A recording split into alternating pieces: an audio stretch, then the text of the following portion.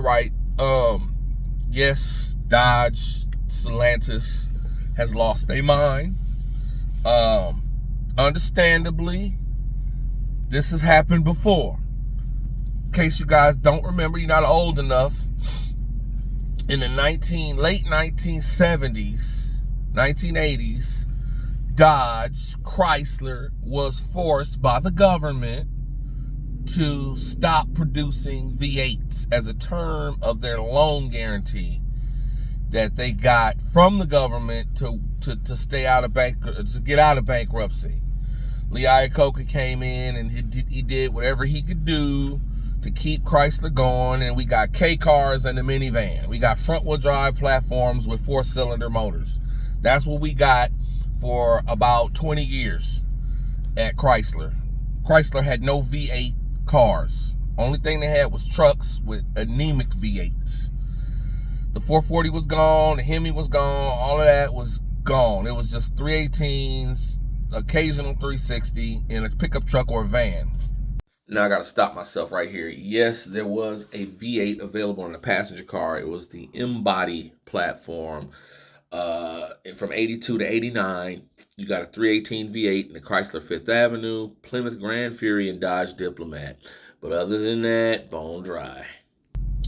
Chrysler was selling junk for 20 years. Finally, it was lifted. We got the HEMIs back. We got the Charger. We got the 300. We got the Challenger. And we got a lot of fun. And we had a lot of fun with it. We got all our little motors. And we was doing our thing. And y'all say Stellantis has went crazy and decided to do EVs. No. The government, again, the Obama administration with the ridiculous CAFE standards. It is not the government's job to tell us how much gas mileage we're supposed to get on a car. It's up to us how much gas mileage we want on a car and how much we're willing to pay for and for how much fun we're going to have in that car. Okay, but anyway, the ridiculous CAFE standards that President Obama put out and the fines associated with it made Dodge, Chrysler, Mopar, they had to pay ridiculous fines on every big power HEMI that came out. They were paying fines. They were buying credits and shit from all kind of other companies like Tesla just to keep producing the things that we want and we bought.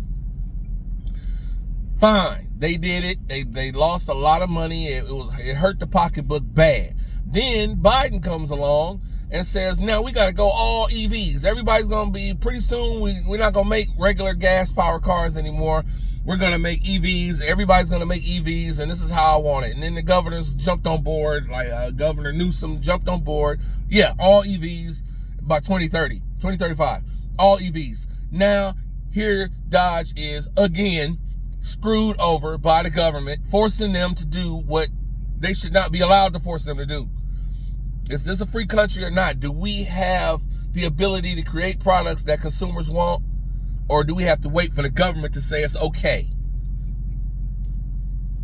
Stellantis is responding to the all-EV mandate by turning out the crappy EVs that they're turning out now with no range, a soundtrack, computer soundtrack, keyboard in the back trunk playing an engine sound, a car that weighs 6,000 pounds and is barely faster than any. I mean, we don't even know yet. We haven't seen them drive. We don't know how they're going to act, but nobody wants it. Nobody asked for this. Nobody asked for a good-looking Charger coupe and sedan that is 6,000 pounds, full of electric nonsense, and gonna cost $80,000, $90,000. Nobody asked for that, and they're not gonna sell them. The Hurricane is put there because that's all they could do. They can't do another HEMI because it costs them too much. And it only costs them too much because the government's taking money out their back pocket if they make one.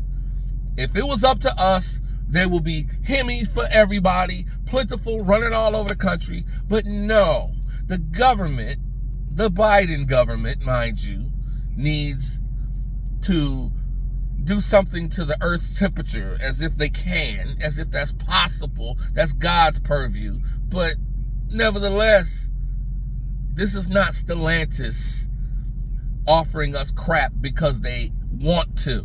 It is because they have no choice. They were trying to find a way to get around this EV nonsense. Now the EV nonsense is collapsing, like everything the government tries to do. It collapses. It's worthless.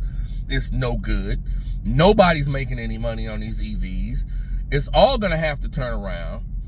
Now, should we see a Trump presidency? Maybe we can reverse these EOs that caused all of this. Maybe we can unleash our oil companies.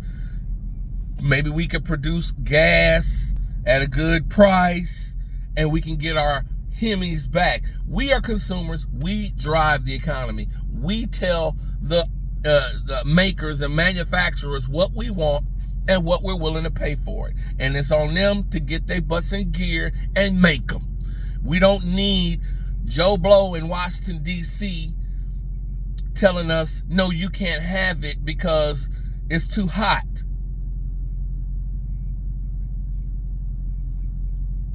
So get off Stellantis' ass, okay? They're doing what they got to do. They took a gamble. At least they made this new Charger with a transmission tunnel and engine mounts, so they can quickly revert back to the HEMI once things change in DC, should they change. But yeah, like I said, this is round two. We going back into the 80s for the car enthusiasts. This is a dark time, and we'll just have to weather it out. But mind you, I say keep your HEMI. If you have one, put oil in that bitch. Make sure it's tuned. Make sure you got good lifters. If the lifters start to go, change them out. Keep them things running. We gonna keep these classics running. This 6.1 right now is sitting here idling while I make this video. It's gonna keep running. It may get traded in for a track hawk, but besides the point, I'm keeping all my HEMIs running. I might go get a couple more because they still out there. You can still get them. You'll still be able to get them until all this crap is over. Until then, please keep a HEMI under your right foot.